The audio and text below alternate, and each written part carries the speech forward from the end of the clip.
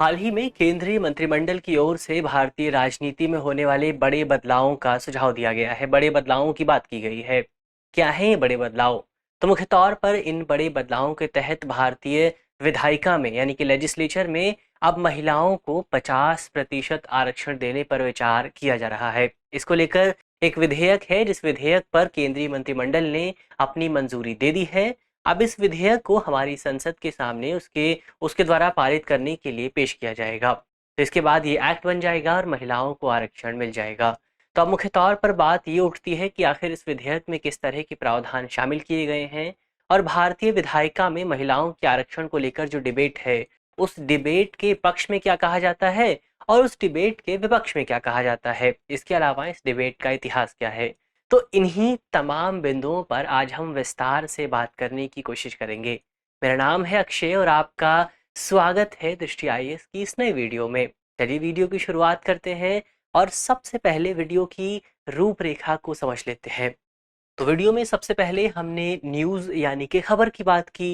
खबर को जानने के बाद हम ये जो विधेयक लाया गया है, जो प्रस्ताव लाया गया है, उस प्रस्ताव पर बात करेंगे। इसके अलावा महिला आरक्षण का इतिहास क्या रहा है भारत में, इसको लेकर किस तरह की डिबेट की जाती रही है और वर्तमान स्थिति क्या है, जो वर्तमान भारतीय राजनीति है वहां पर महिलाओं की स्थिति क्या है और उस स्थिति को देखते हुए क्यों महिला आरक्षण की बात की जा रही है, इस पर भी बात करेंगे।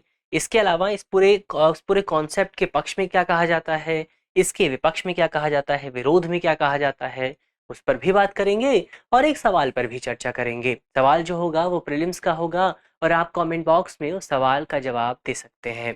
इसके अलावा ये जो पूरा विषय है मुख्य तौर पर सामान्य अध्ययन प्रश्न पत्र 2 से जुड़ा हुआ है और आप इसे भारतीय समाज और महिलाओं से संबंधित मुद्दे इन दोनों खंडों से जोड़कर देख सकते हैं। तो चलिए वीडियो की शुरुआत करते हैं और सबसे पहले ये जो विधेयक पेश किया गया है, हमारे केंद्रीय मंत्रिमंडल ने जिस विधेयक को मंजूरी दी है, उस विधेयक पर बात करते हैं कि उस विधेयक में किस तरह के प्रावधानों को शामिल किया गया है।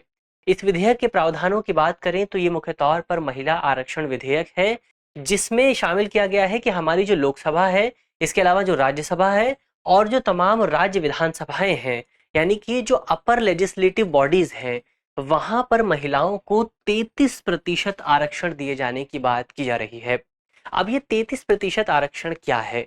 तो 33% आरक्षण का मतलब है कि लोकसभा का उदाहरण ले लीजिए कि लोकसभा में जितनी भी कुल सीटें मौजूद हैं, उसमें से 33% सीटें हमारी महिलाओं के लिए आरक्षित की जाएंगी।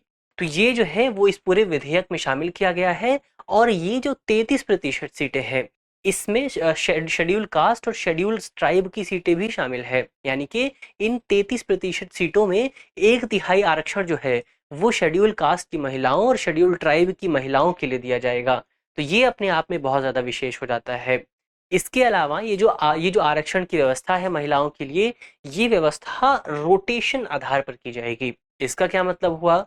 इसका मतलब ये हुआ कि मान लीजिए आप स्पेसिफिक किसी कॉन्स्टिट्यूएंसी में रहते हैं लोकसभा की, तो मान लीजिए कि एक इस साल जब चुनाव होते हैं तो आपकी कॉन्स्टिट्यूएंसी को महिलाओं के लिए आरक्षित कर दिया जाता है। तो अगले साल होगा ये कि किसी दूसरी कॉन्स्टिट्यूएंसी को आरक्षित कर दिया जाएगा, आपकी कॉन्स्टिट्यूएंसी अनरिजर्व्ड हो जाएगी। तो रोटेशन आधार पर महिलाओं को आरक्षण दिया जाएगा और जो आरक्षण का कुल वैल्यू होगी वो 33% होगी। इसके अलावा इस संबंध में इससे पहले जो बहुत प्रयास किए गए थे, इससे पहले जो पुख्ता कदम उठाए गए थे, वो साल 2010 में उठाया गया था। साल 2010 में भारत सरकार की ओर से सबसे पहले राज्यसभा में इस पूरे प्रस्ताव को, इस विधेयक को पेश किया गया था और राज्यसभा में ये प्रस्ताव पारित भी हो गया था। लेकिन लोकसभा के भंग होने की वजह से ये प्रस्ताव उस समय कानून का रूप नहीं ले सका था। तो अब एक बार फिर से इस पूरे विषय पर नए सिरे से बहस की जा रही है। तो ये तो इस पूरे विधेयक की बात हुई। अब जब वे विधेयक जो है वो लोकसभा में आएगा, जब इसके प्रावधान सामने आएंगे कि सरकार किस तरह का आरक्षण लेकर आ रही है, तो उस पर हम और विस्तार से बात करेंगे। फिलहाल ये आरक्षण का एक ओवरव्यू हुआ। अब आगे बढ़ते हैं और महिलाओं के आरक्षण का इतिहास क्या रहा है भारत में और वर्तमान स्थिति क्या रही है, उसको जानने की कोशिश करते हैं। तो अगर भारत में महिलाओं के लिए दिए जाने वाले आरक्षण की बात करें तो ये जो बहस है, ये जो डिबेट है, कोई नई डिबेट नहीं है, बहुत पुरानी डिबेट है। जिसका पहला जो इतिहास है, पहला जो ज़िक्र है वो हमें साल 1931 में देखने को मिलता है, जब भारत की 2 प्रमुख महिलाओं जिसमें से एक सरोजिनी नायडू भी थीं, इन्होंने एक पत्र लिखकर ये इच्छा ज़ाहिर की थी कि महिलाओं को राजनीति में शामिल करने पर विचार किया जाना चाहिए और व्यापकता से शामिल करने पर विचार किया जाना चाहिए। इसके बाद कॉन्स्टिट्यूएंट असेंबली की बात आती है, संविधान सभा की बात आती है, वहाँ पर भी हमें महिलाओं के आरक्षण का ज़िक्र देखने को मिलता है।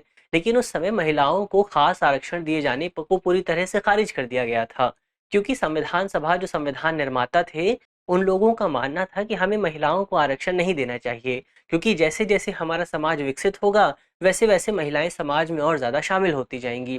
तो इस आधार पर महिलाओं के आरक्षण को खारिज कर दिया गया था। इसके अलावा एक तर्क ये भी दिया गया था कि हमने अपने संविधान में यूनिवर्सल एडल्ट फ्रेंचाइज को शामिल किया है, यानी कि सार्वभौमिक वयस्क मताधिकार को शामिल किया है। तो इस तरह से हमने महिलाओं को पुरुषों के बराबर रखा है।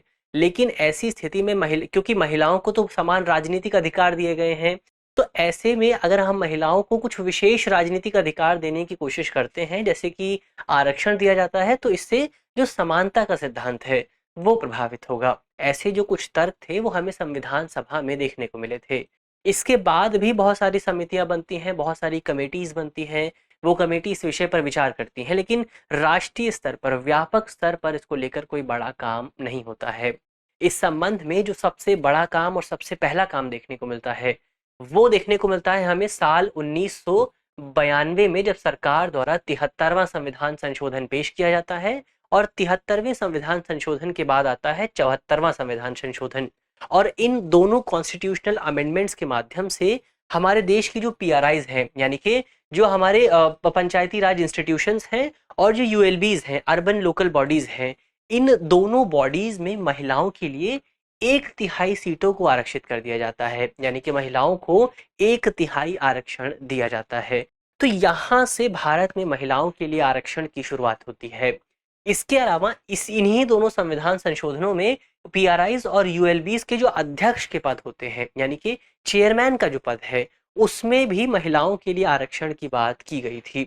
इसके अलावा ये भी कहा गया था कि जो ये पूरा 1/3 आरक्षण है, इसमें से जो 1/3 आरक्षण है वो शेड्यूल कास्ट और शेड्यूल ट्राइब की महिलाओं को भी दिया जाएगा, यानी कि महिलाओं के आरक्षण में भी शेड्यूल कास्ट और शेड्यूल ट्राइब की महिलाओं के लिए अलग अलग से आरक्षण की व्यवस्था की गई थी। तो ये तो 74वें और 73वें संविधान संशोधन की बात हुई। हालांकि इस संविधान संशोधन के अगर आप शब्दों को पढ़ेंगे तो उसमें ये कहा गया है कि सभी राज्यों के लिए अनिवार्य है कि वो अपने क्षेत्राधिकार में कम से कम 1/3 आरक्षण महिलाओं के लिए सुनिश्चित करें। तो इन शब्दों का इस्तेमाल करते हुए कई राज्यों ने अपने क्षेत्र में महिलाओं के लिए 50% आरक्षण तक की व्यवस्था की है और बिहार ऐसा करने वाला पहला राज्य था। बिहार में साल 2006 में महिलाओं के लिए 50% आरक्षण की व्यवस्था की गई थी। बिहार के अलावा महाराष्ट्र, आंध्र प्रदेश, छत्तीसगढ़, झारखंड और केरल में भी महिलाओं के लिए 50% की आरक्षण की व्यवस्था की गई है। तो ये तो आरक्षण की बात हुई। इसके बाद हमने बात की पहले भी कि साल 2010 में भी इसको लेकर प्रयास किए गए थे, लेकिन साल 2010 वाला जो प्रयास था वो लोकसभा में पारित न होने की वजह से विफल हो गया था। तो ये तो इसके इतिहास की बात हुई।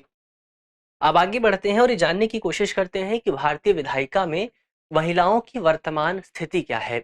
सबसे पहले संसद की बात करते हैं, क्योंकि वो सबसे बड़ी लेजिस्लेटिव बॉडी है और संसद में भी जो लोअर हाउस है, लोकसभा, उसको सबसे ज़्यादा इंपॉर्टेंस दी जाती है।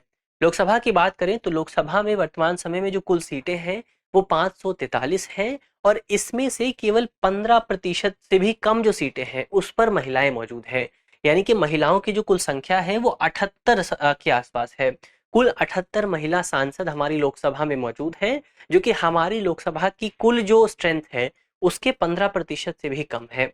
इसके अलावा ये, लेकिन यहाँ पर सबसे विशेष बात यह है कि इस बार हमारी जो वर्तमान लोकसभा है उसमें महिलाओं की जो संख्या है वो भारत के अब तक के इतिहास में सबसे ज्यादा है। तो हम देख सकते हैं कि भारत के अब तक के इतिहास में जो सबसे ज्यादा संख्या है वो भी मात्र 15% ही है। इसके अलावा राज्यसभा की बात करें, लोकसभा के जो संसद के अंदर जो दूसरी बॉडी है वो राज्यसभा है। राज्यसभा की बात करें तो राज्यसभा में महिला सांसदों की जो कुल संख्या है वो राज्यसभा की कुल संख्या का 14% से भी कम है। यानी कि लोकसभा में जो महिलाओं का प्रतिनिधित्व है वो 15% के आसपास है और राज्यसभा में महिलाओं का प्रतिनिधित्व मात्र 14% के आसपास है। तो ये तो संसद की बात हुई। इसके अलावा राज्य विधानसभाओं की बात करें तो भारत के बहुत सारे राज्य ऐसे हैं जिनकी विधानसभाओं में, जिनकी लेजिस्लेटिव बॉडीज में महिला जो एमएलएज हैं उनका प्रतिनिधित्व 10% से भी कम है। कौन कौन से स्टेट्स हैं वो? इसमें आंध्र प्रदेश शामिल है, केरल शामिल है, मध्य प्रदेश है, महाराष्ट्र है, उड़ीसा है। तो इस तरह के जो तमाम राज्य हैं यहाँ पर महिलाओं का प्रतिनिधित्व 10% से भी कम है।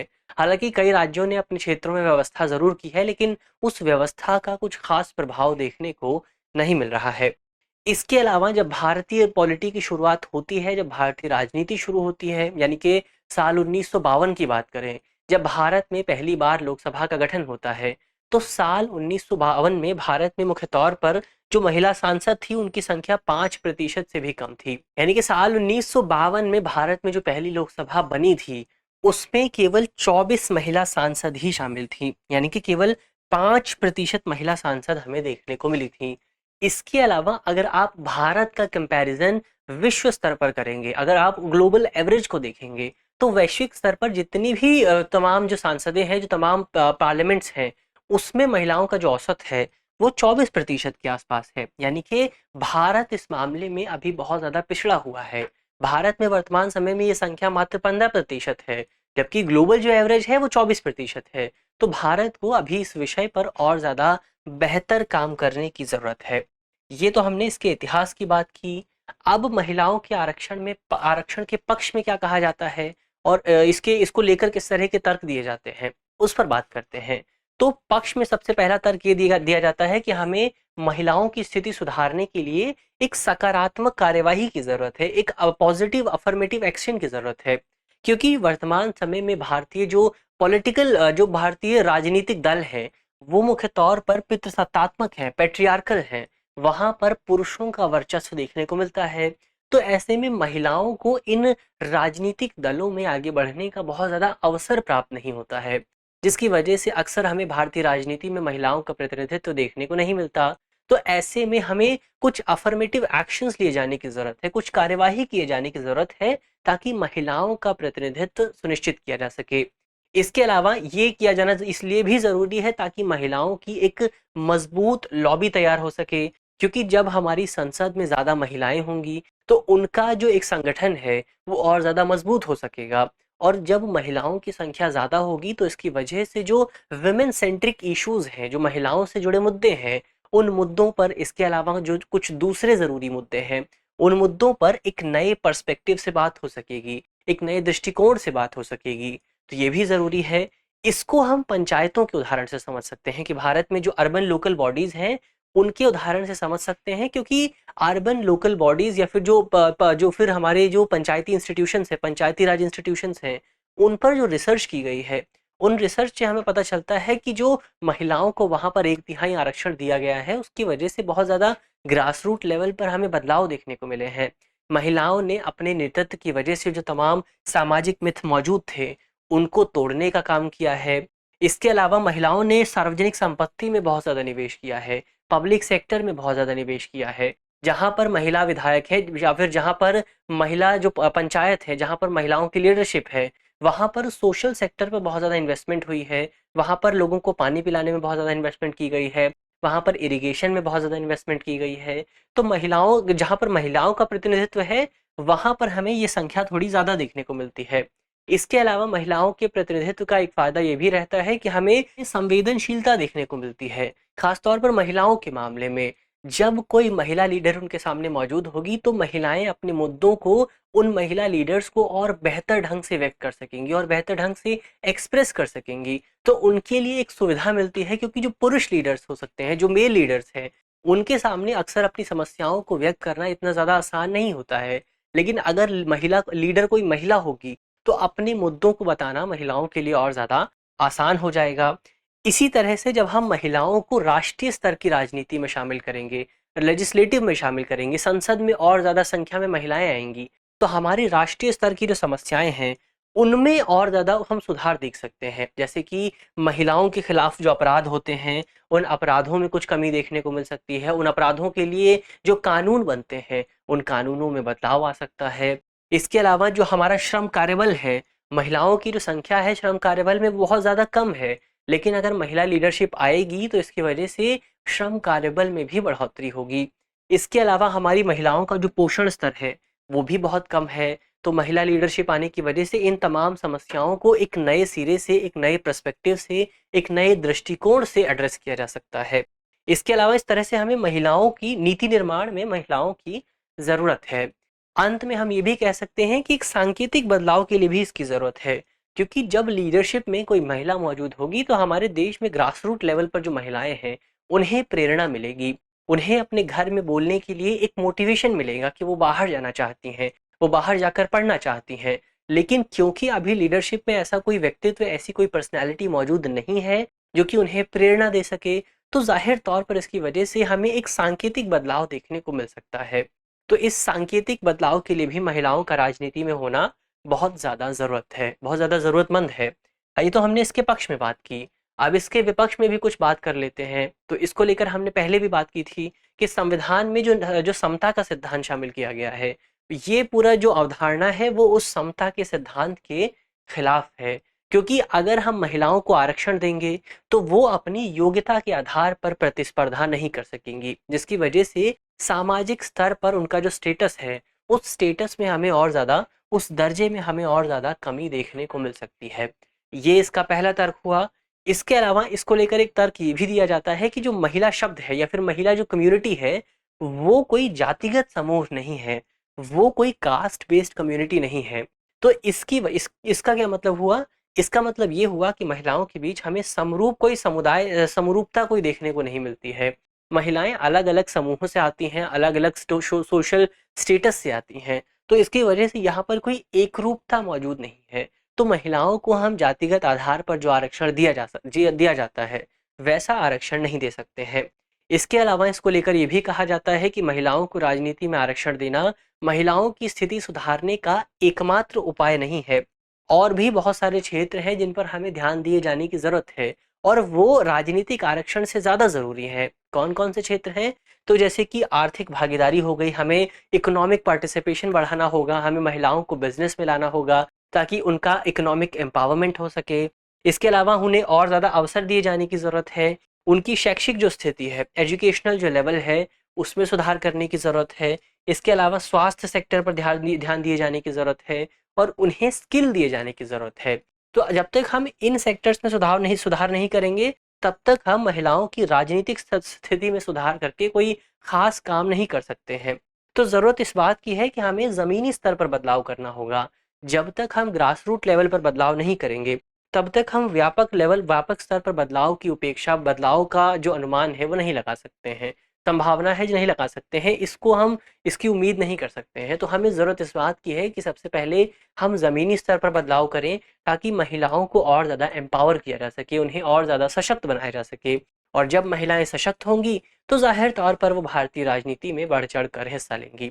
तो ये तो इस पूरे विषय की बात हुई। अब अंत में एक सवाल की बात हो जाए।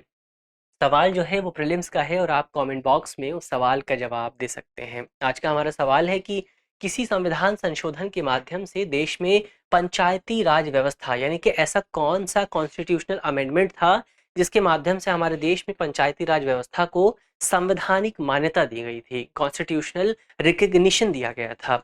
हमारे ऑप्शन है ऑप्शन ए 25वां, ऑप्शन बी 70वां, ऑप्शन सी 73वां या फिर ऑप्शन डी 101वां संविधान संशोधन। तो आप कमेंट बॉक्स में इस सवाल का जवाब दे सकते हैं। मुझे उम्मीद है कि इस वीडियो में जिन बिंदुओं की बात की गई है वो आपको समझ में आएंगे, और यदि आपके प्रश्न पत्र में इससे जुड़ा कोई भी सवाल आता है तो आप उसे आसानी से हल कर सकेंगे। इस तरह की अन्य वीडियो देखने के लिए आप हमारे चैनल को भी सब्सक्राइब कर सकते हैं।